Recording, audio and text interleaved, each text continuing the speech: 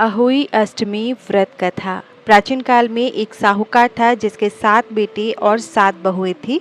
इस साहूकार की एक बेटी भी थी जो दीपावली में ससुराल से मायके आई थी।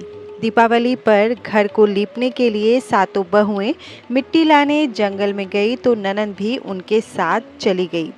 साहूकार की बेटी जहां से मिट्टी निकाल रही थी उस स्थान पर स्याहू अपने बेटों के साथ रहती थी। मिट्टी निकालते समय गलती से साहूकार की बेटी की खुरपी की चोट से स्याहू का एक बच्चा मर गया। इस पर क्रोधित होकर स्याहू बोली, मैं तुम्हारी कोख बांधूंगी। स्याहू के वचन सुनकर साहूकार की बेटी अपनी सातों भाभियों से एक एक कर विनती करती है कि वह उसके बदले अपनी कोख बंधवा ले। सबसे छोटी भाभी ननद के बदले अपनी कोख बंधवाने के लिए तैयार हो जाती है। इसके बाद छोटी भाभी के जो भी बच्चे होते वे 7 दिन बाद मर जाते।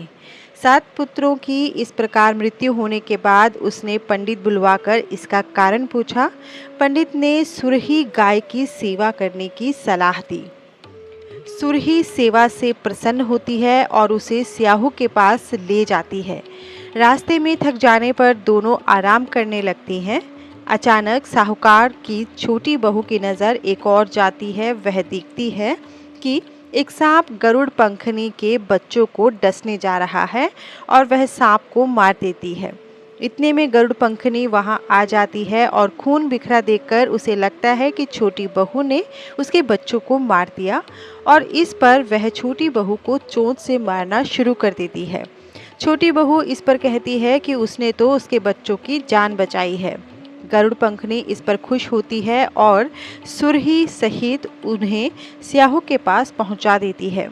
वहां स्याहू छोटी बहू की सेवा से प्रसन्न होकर उसे 7 पुत्र और 7 बहू होने का आशीर्वाद देती है। स्याहू के आशीर्वाद से छोटी बहू का घर पुत्र और पुत्रवधुओं से हरा भरा हो गया। अहोई का अर्थ यह भी होता है अनहोनी को होनी बनाना और किसी अप्रिय अनहोनी से बचाना। अहोई माता आप सब पर अपने कृपा दृष्टि बनाए रखे। इसी प्रार्थना के साथ कथा समाप्त होती है। धन्यवाद।